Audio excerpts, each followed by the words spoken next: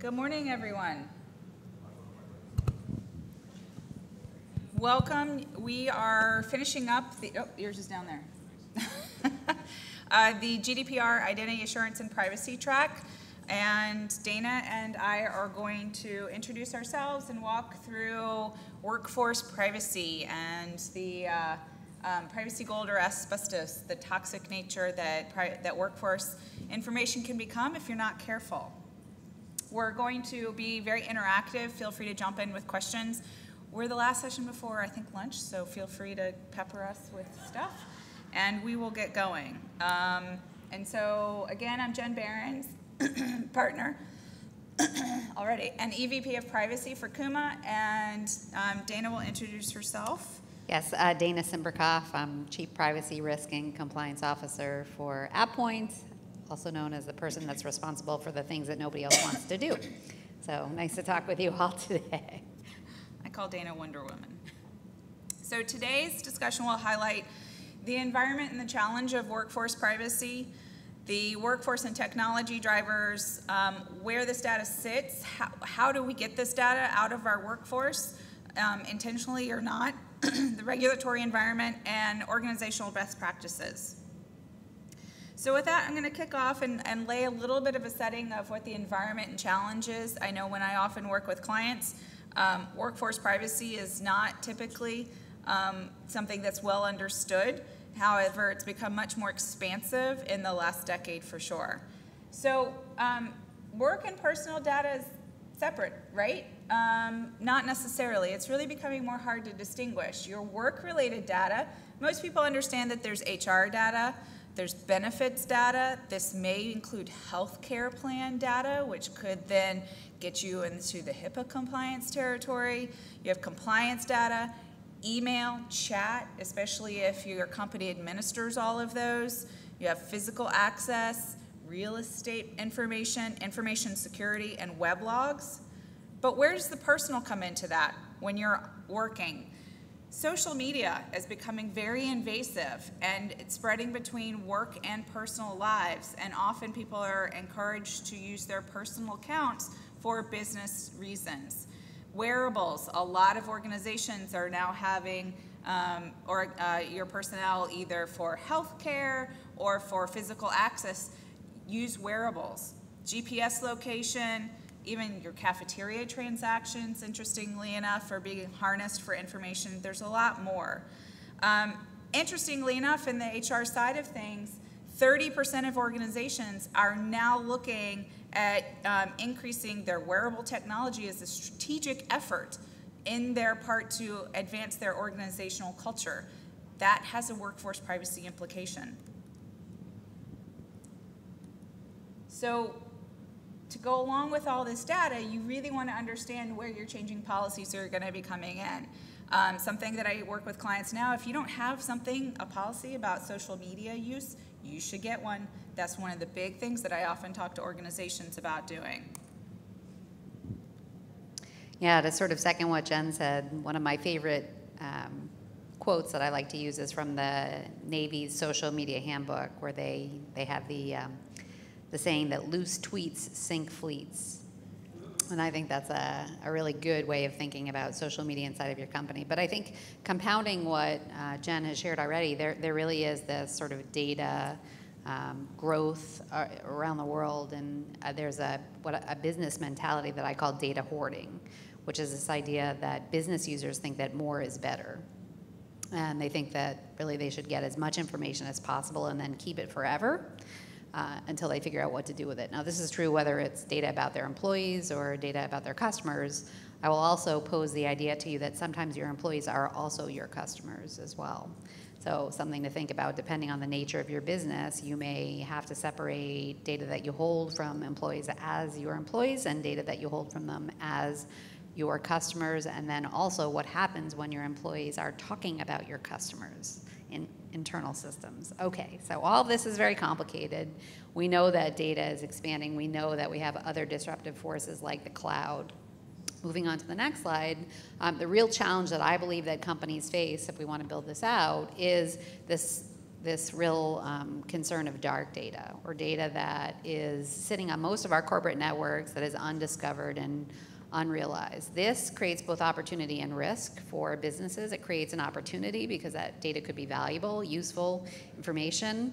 When you think about data about your employees, this could be data that could be used to help them be more efficient, more productive. There have been studies that demonstrate that up to 80% of corporate data is actually duplicative, redundant, obsolete, trivial information. That's data that you're paying for, that's data that you're storing, and even though people believe storage is cheap, it's not free. All right, so you are paying for that in one way or another, whether it's on-premise or in the cloud.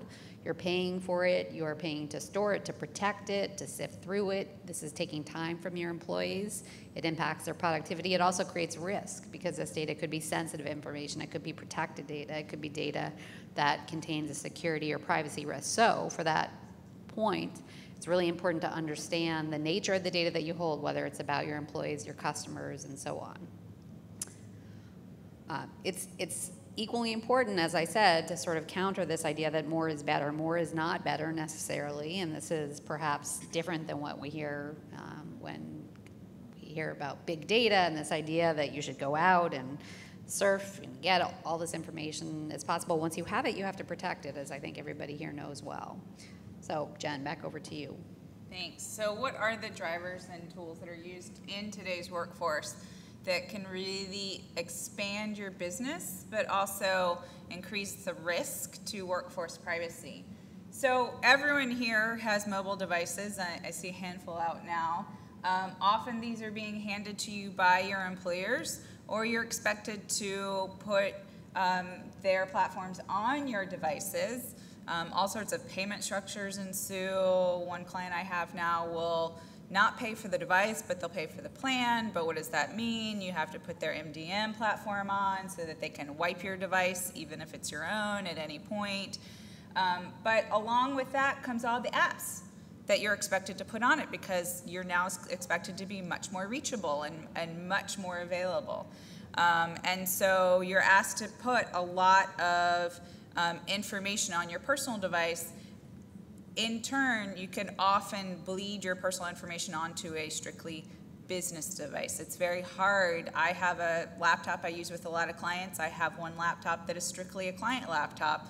It's really hard for me not to go do my LinkedIn stuff on that laptop. Get even more complicated, the social media and collaboration tools, because that company wants me to use my personal LinkedIn account to promote their business. So that can put my personal information into jeopardy from their business side, but also their business side in jeopardy from my bringing on risk from what I'm posting, what I'm connecting with others. In financial sectors, a lot of organizations cannot like something because there is concern that that's considered financial advice. And so there's a lot of different reasons and particulars you need to think about when you're arming your employees and when you're having them use certain platforms. Additionally, using online collaboration tools, everyone uses them. It's your Join Me, it's your WebEx, your ReadyTalk, it's HipChat, it's Slack, it's all of those tools that we use. All that log information can get stored, you can get tracked, you can also, so the actual personnel information can get stored and tracked without that person realizing that they're getting stored and tracked. When is that person logging on to the system? What are they doing? How long are they on? How long are they being monitored? Or do they usually go in on Saturday mornings? What's going on with this? In turn, having requirements without setting governance structures around these online collaboration tools can open up your business to significant risk. There are a lot of parameters and tools and really great features with GoToMeetings and WebEx is about increasing the security parameters that you should train your workforce on using. Setting passwords. If it's a financial meeting, don't have the subject line confidential financial meeting that's public. Require a tone when people come in so you know that people are joining or leaving. Don't let anyone join the meeting before the organizer starts. These sorts of things. Don't let people be able to see the calendar invite keep it private and locked down in your calendar. There are a lot of people that will go in and snoop calendars to find out what's going on in the business, especially if you have mergers, acquisitions starting to go on. So your business could be in jeopardy also if you don't have clear, concise rules about how to use these things. So what is the data, and what are the risks that are there with it? Yeah, so I want to talk a little bit about this idea of privacy and security being mapped to good data governance, because it's important for you and for all companies, I believe, to understand the life cycle of data within your business. And this is data as you create it, collect it, use it, share it, and end of life it. And as I mentioned earlier, it is that end of lifing that is often where companies fall down. We've become relatively good at keeping data for regulatory purposes as long as we need it. It's the getting rid of it that becomes a problem. Now, this becomes more of a problem in light of some of the new regulatory requirements like GDPR, which I know some of you have been learning about in earlier sessions today, but I do want to talk about that for a moment today as well. Actually, Jen, if you want to talk first, then we'll come back to GDPR. Yeah, and what I'll say is, because we have these are shorter sessions, is that we're not going to necessarily go in depth on all these slides, but this material will be provided to you. These are some of the risks that can come up from personal and workforce data using all of those social media online collaboration tools that Dana was talking about in the life cycle of that information persisting throughout your organization. And so our regulatory environment, there are guardrails that you should be aware of and that can actually support you in making sure that your business is protected, but that you're also protecting your workforce. So there are various laws, social media passwords, issues, least intrusive method. U.S. state data breach laws, that's a whole hodgepodge. That could be a whole day in and of itself. Regulatory, industry specific, again, this is where you have to be careful. If there's a standard in the industry that you need to abide by, then you need to be aware of that, but you need to make sure that your workforce is aware of that as well. You can't punish someone for violating a policy that they didn't know. I guess you could actually, but you should. It's not best practice to. You should let them know what the rules of the road are. And so the United States is really moving to a more risk management aspect in addition to the compliance. Virtually every privacy law in the world is based on the FIPS, which are represented here, and we've touched on the last couple sessions some. The United States does have increasing standards and expectations about privacy and protecting data. Appendix J is getting rebooted. You have privacy impact assessments. The NIST 8062 is my personal best friend. It's a risk management guide. And HIPAA risk management plans are actually growing in relevancy for their enforcement. Those are often the organizations are getting dinged, not necessarily so much for the actual breach, but for not having a risk management plan in place to protect the privacy of that PHI. So that's a little bit of what's going on domestically. Dana's going to talk a little bit more about international. Yeah, so I will say that there is not a single NIST framework that's my best friend. However, GDPR is something that, even if it's not your friend, it's something that you should get to know well, because really under GDPR, most of us are citizens of Europe. And in fact, what we're starting to see is a shift in some of the U.S. privacy laws to map more closely to European privacy laws, and Privacy Shield is an example of that.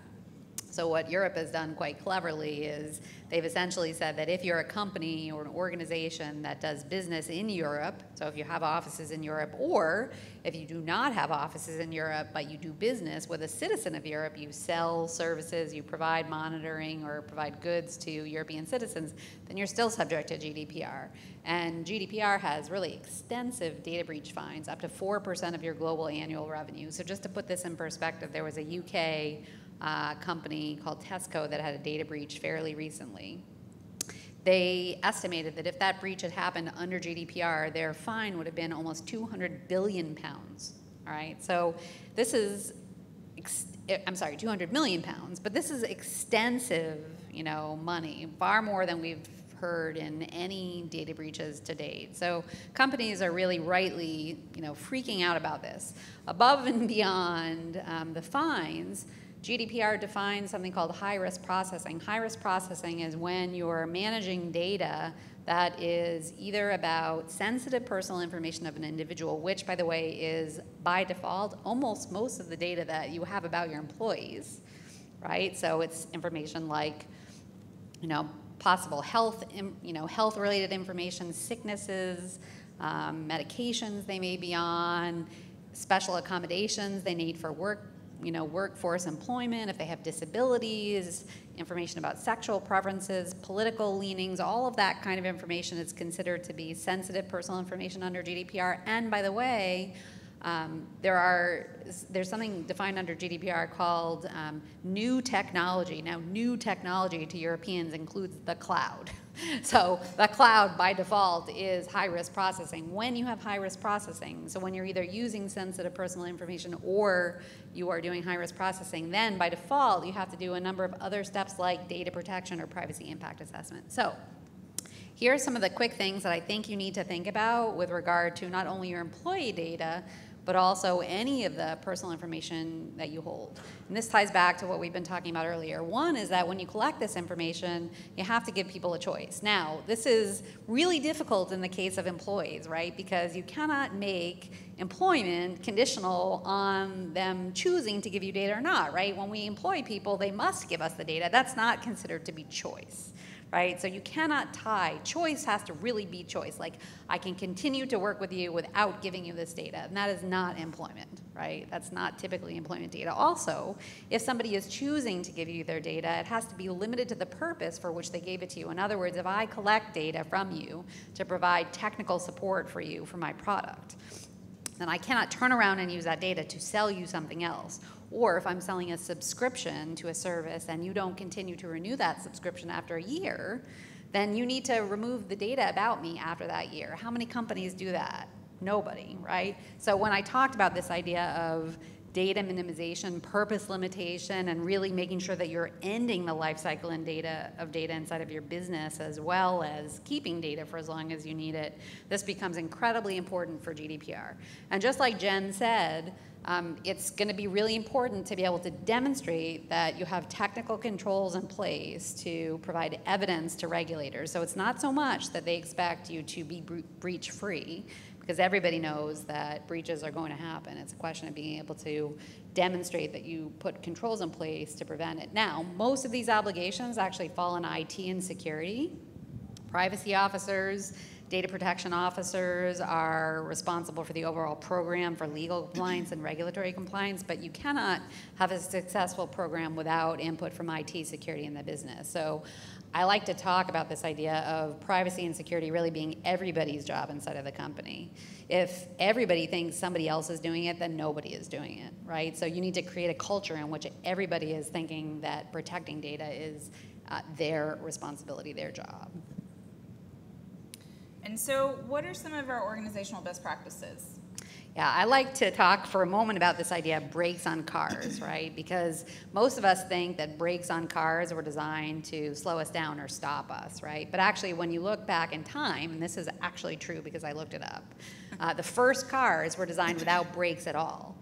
They didn't have brakes, and so the original cars on the market, you had to drive really slowly to prevent yourself from crashing. The reason that brakes were invented was to allow you to drive faster and safely. So this is how I think about privacy and security controls inside of your business. These technical controls allow your business to use data, whether that's employee data or customer data or whatever it is that is the fuel of your business. They allow you to use that data to gain the full value and potential of that information without crashing and burning, without that GDPR breach. So what are some of the roles and responsibility of setting up a governance program? So this is where, like what Dana was saying, this is everybody's role. A good cross-functional team is how tackling privacy and security in your organization will succeed. Additionally, you want to establish that accountability and ownership. If everyone says, well, it's his job, no one's actually tasked with doing it, it won't get done. Also ensuring the acceptable use model across the entire enterprise. And you want to define and execute and monitor your governance process and metrics. That's in the monitoring, auditing, performance management side of governance. Also, you don't want to kill a fly with a hammer. So you know, if you're a small organization, you don't necessarily need to go after ISO out the bat, but if you're a growing, maturing, scaling organization, that should be something that you're looking for. Same thing with governance. You don't want a 32-page acceptable use policy for a 5-man startup. So you want to think about how to tackle your acceptable use and your governance program to fit within what your organizational structure is, to make sure that your employees will actually, one, read the document, understand the document, and abide by the document. And so if you're a more mature organization, you need to look at how to evolve your policies to grow with your organization. Another big thing that comes up, and this gets in a little bit of the international flows also, is if you have an international organization, how do you get your governance models to align between regions, between countries, and between privacy frameworks? And so that can be more of a strategic angle that you're going to want to put some thought into. Yeah, just to jump in there for 1 second, when you think about some of the major privacy laws around the world, they really look at cross-border data flows. Right. And again, you know, how are you going to make sure that you're actually doing what you say if you don't know the data that you have, right? So with workforce privacy, again, what are we actually looking at? What are we going to govern? Developing a good taxonomy at the beginning to understand everything that you're going to track and monitor is a good way to start.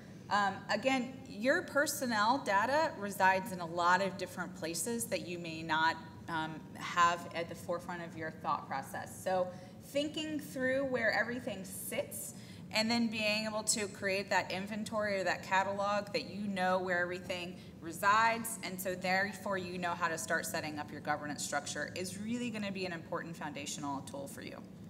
And then finally, this is what I call my babysitter rule. So when you think about these programs, you want to think about them in the same way you think about setting a curfew for teenagers and going away for the weekend, right?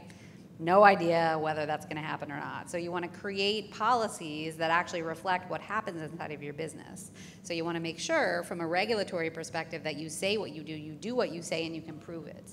And if you cannot prove it, if you cannot monitor, if you cannot enforce it, then there's no point in really having that policy other than checking a box. And that likely will be something a regulator will come back to you and say, well, this is what you said, but show me how you're doing it, and you won't be able to do that.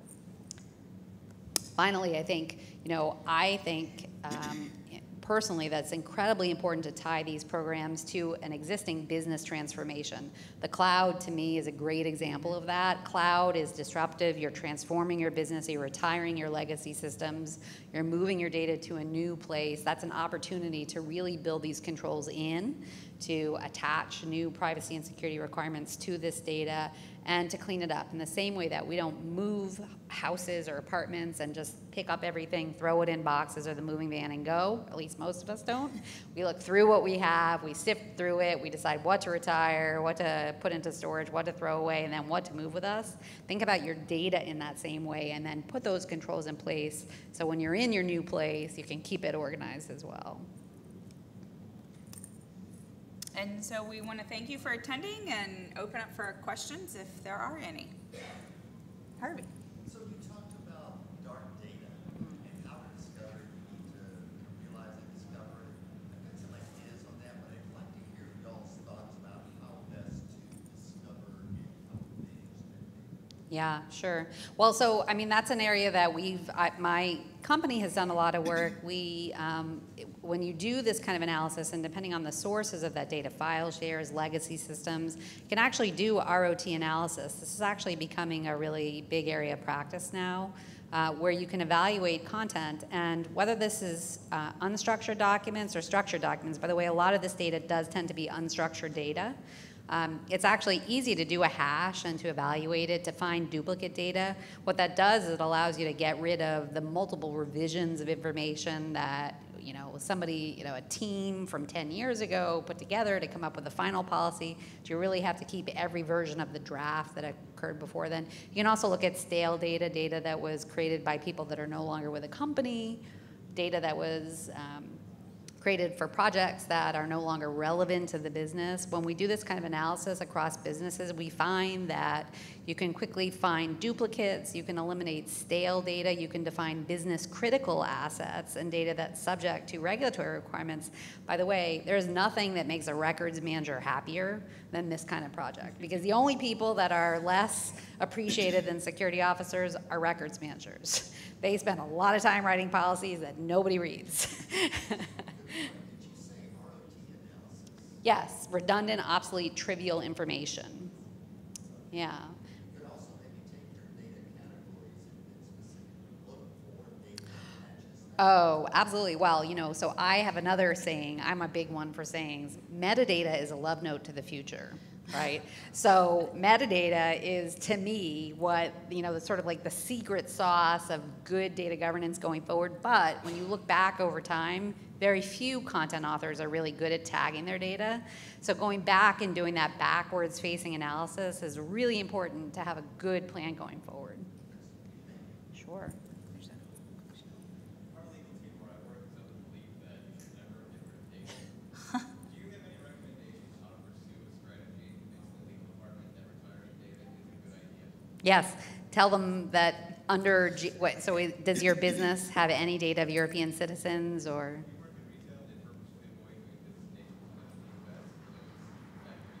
Yeah. Well, I mean, even under U.S. laws, though, not only under GDPR, but under U.S. laws, you do have regulatory requirements for purpose limitation and data minimization. So even under U.S. privacy laws, you're really not supposed to, unless you have an other regulatory requirement to hold the data. So if for financial reasons or HR reasons you are required to retain the data, then you must do so. But most lawyers, if you get, and I am a recovering lawyer, so most lawyers, if you get into a reasonable discussion with them, they understand that if you have it, you have to protect it. The other aspect to that is that I find really valuable, and I've worked with online retail organizations too, is to think of privacy as a way to demonetize the data that you have. So you want to take the value out of the data you have. A big part of that is reducing the amount of data you have. The only reason someone wants to come and get it is because it has value, and monetary value specifically. So the more you have, the bigger the target you are, which then can get you in trouble with regulatory compliance. Also, it's interesting, I would go back and challenge your legal department to look at contracts, because there's often a termination clause in there that talks about the methodology and how to dispose. I worked with one organization recently to create a whole certification schema based around NIST Special Publication 888 about how to go through the 3 ways that you can delete data safely and securely. And then, because the other aspect that I'm seeing more and more is clients and customers. So if you have any third parties, they're going to start putting in their contracts that they have the right to ask for a certification that you have deleted their data when you're done with it.